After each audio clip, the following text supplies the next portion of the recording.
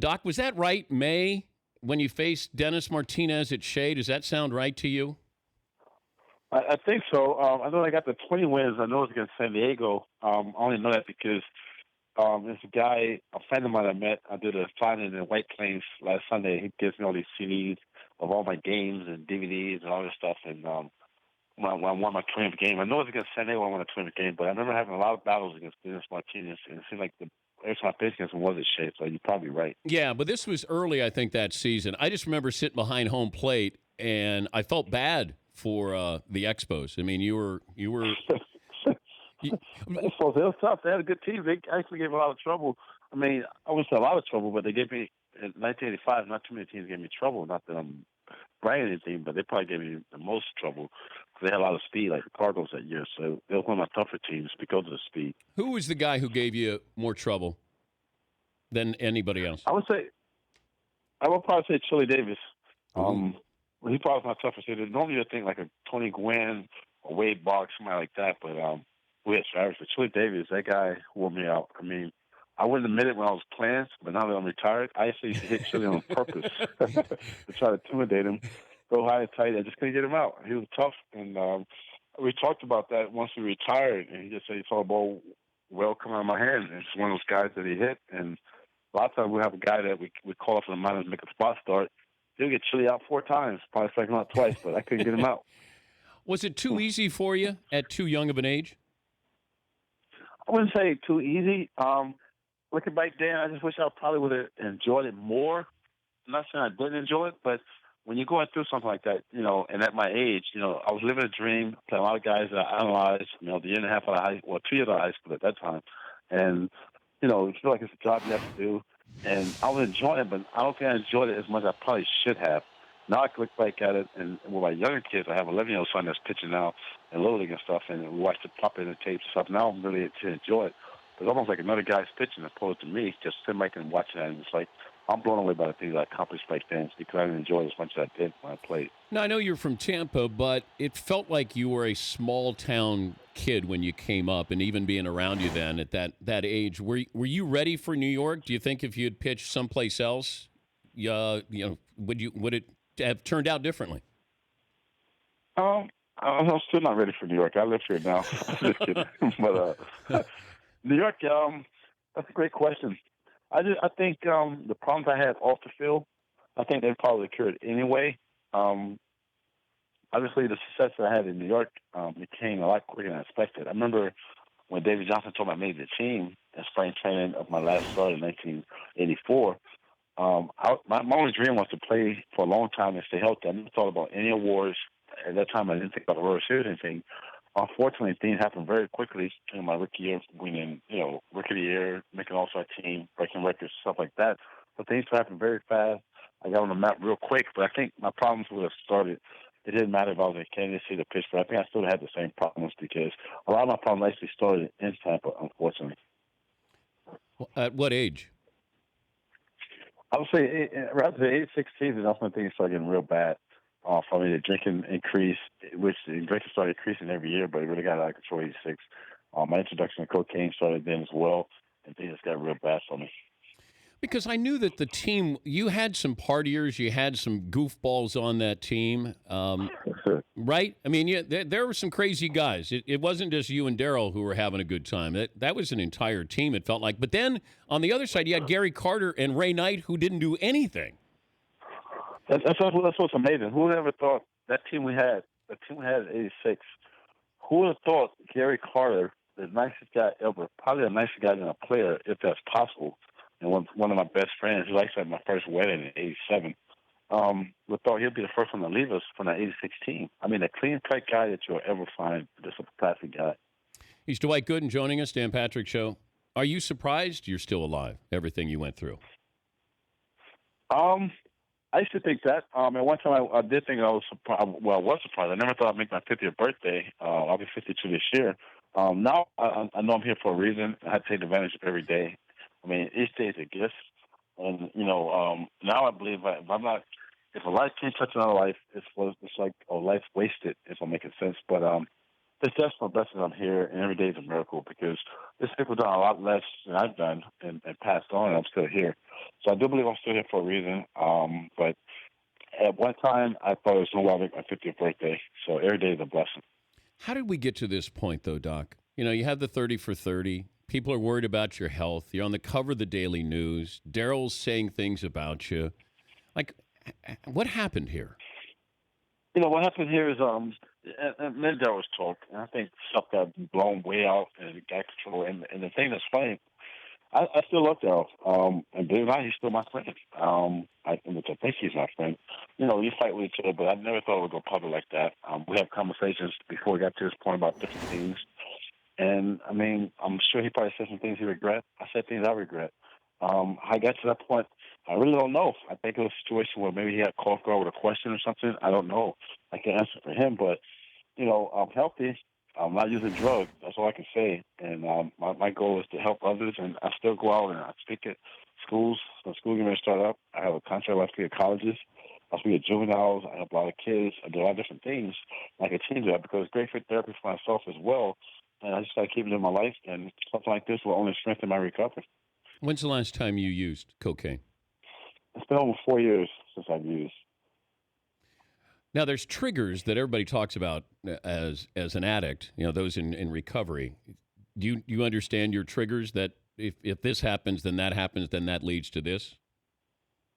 I know most of my triggers, but a lot of times you get new triggers. But my hardest thing was always picking up the phone and what we call in recovery is telling on yourself.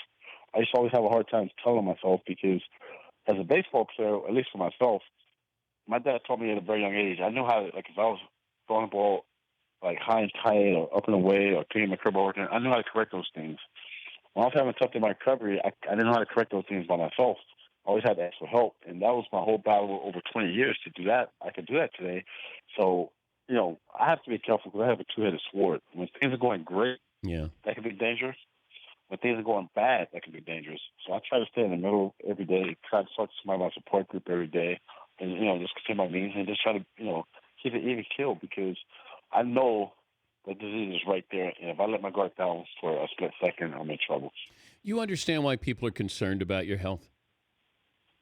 Oh, no doubt. I completely understand. Number one, I understand because of my history. Number two, I understand because of the weight loss. But if people look back to 2011, and I'm just saying this, I'm not making excuses. I don't have to defend the truth. But if people look back to 2011, when I was at my worst, I was going through a divorce with my second wife. I had two little kids I hadn't seen in 6 months, but I was stuck in a hotel for 6 months, which I talked about in my book. I was stuck in this hotel for 6 months. I was on a binge. Well, I was used 3 days, and one day I wouldn't use, was basically passed out.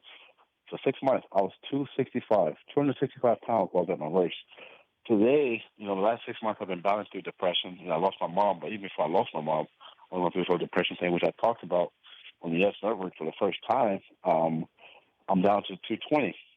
So they say, well, the weight loss, it looks different now. And the same, it's the old saying, you can't judge a book by its cover. Find out what's really going on with a person before you judge. But I don't blame anybody. I completely understand why they would think that because of my history. Then you have one of my close friends come out and say stuff like that. And a girl who she says she was my former girlfriend and fiance, but she never was. She was homeless. And I let her in my house to stay there and, making comments, stuff like that. So I can understand why people say that. But the most important thing, I know a lot of people that care for me, and I really appreciate that, and that means a lot. Did you need cocaine when you were pitching? I never used cocaine when I was pitching. That's one thing I'm very proud of. I never used drugs when I was playing on the field. I never used it before I pitched or during the game. After the game, yes, I have. I admit that. But I never used it before, anything like that. Never used amphetamines, never did anything to help or destroy my performance while I was on the field, even though after all the use I did, during the off season, what have you, over the years, definitely didn't help my performances. But I never used anything while I was playing. No, sir. When you see someone, these young athletes like Johnny Manziel, what would you say to him? Yeah, I assume you're familiar with Johnny Manziel, the former Heisman winner. Yes, I was a big fan of his. Watched him in college, even though I'm a University of Miami football fan. But you watch a guy like that. I'm a sports fan. I love sports. I watch all sports all the time, especially baseball and football. You get to see anybody go through something like that, especially publicly. But I hate to say it, I've been there where you could tell a person all the right things, everything he needs to hear, and the person may know he needs to hear it, but until that person is ready to get clean and sober, it's really a waste of time. There's nothing you can do. It's sad to say, but I'll just give you the facts. That person has to be ready. I mean, you can, like, there's been times where I've been suspended from baseball where I had to go to rehab, different things where I went because I was forced to go or I was suspended. The only time I went for myself was the last time I went to the Pasadena Recovery with Dr. Drew. That's the only time I ever got it right because I was ready to commit. Until a person's really ready to commit, it really doesn't matter whether he's going to get it right or wrong, unfortunately. You got your World Series rings still? You got memorabilia? Oh yes, I said my rings. Those rings are priceless. They offer a lot of stuff for those rings, my awards and all that, but those stuff is priceless. I'm not even putting that in the will for my kids once I'm gone. So that comes from me. You're taking your rings to the grave? I'll take care of kids. Yeah, I'm just kidding. I just love that stuff so much. Where I just got all my stuff back. My mom before she passed, she had a safe for stuff in it, and my poor mom, the first time I went to rehab was in 1987, and she went to Al-Anon. She attended a lot of these meetings, and she was afraid that I was going to pawn a lot of my stuff to get drugs. Nevertheless, that she didn't know I was putting money in her account. But bless her heart. And then she had a room. We found in the bedroom in her house where she keeps all my stuff. My nephew Gary Sheffield, all his stuff, Little League stuff, high school stuff, Little League trophies, my Cy Young awards, my Rookie Year awards, World Series trophies, all this stuff in this room. She always kept the key to that room, and so anytime my friends came over and everybody wanted to see the room, she was standing in the door, show the stuff off, and just like to obey. So now, unfortunately, she passed away in July. So now I'm able to get all of my stuff and display it on my walls for my little kids to see as well. Do you want to work in baseball? Like, what are you doing aside from showing up at card shows, book signings, or anything like that? Well, I have actually right now I have my nephew up there with me. I'm getting ready to get him some trials for some teams. He's 22 years old. I played in college, but he had some injuries that set him back. So we get him started. I have my 11-year-old son that plays football, basketball, baseball. I try to spend as much time as I can with him now because, unfortunately, with my older kids, I had 7 kids altogether. I was married twice.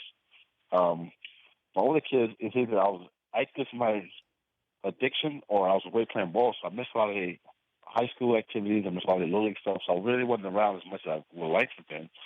So I don't want to make the same mistake with my 2 little ones. I have an 11-year-old son that's playing sports. I have a 6-year-old daughter that, just getting into tap dance and like that. So I try to be that for them. I do other things. I have this charity thing we just started, me and a couple of former judges, where just like giving kids a second chance when they get in trouble, instead of just locking these kids up, finding out the backgrounds, building this ranch where they can go get educated and do things, and even for the parents who've maybe been incarcerated, what have you, just try to give them a second chance on life, and we're not just constantly locking them up and going the kill way. We're just trying to rebuild everybody. Everybody deserves a second chance, and I think by getting involved with things like this, it helps my recovery as well. And so those are things I'm doing now. So let's get back into baseball. Maybe one day, when I first retired, I did that a little bit. I worked under Mr. Steinberger down in Tampa for 6 years. I had fun doing that. I learned a lot from George, but my true passion is working with kids. Well, I wish you the best, and maybe one time we'll have you come in our New York studio and we just talk baseball. That'd be fun. I know you've talked a lot about this, certainly with you and Daryl, drugs and rehab and everything. But hopefully we get to a point where we just talk baseball one day. Sounds good. I look forward to that. Thanks for having me, Dan. All right, that's Dwight Gooden. The Dan Patrick Show, weekday mornings on Audience.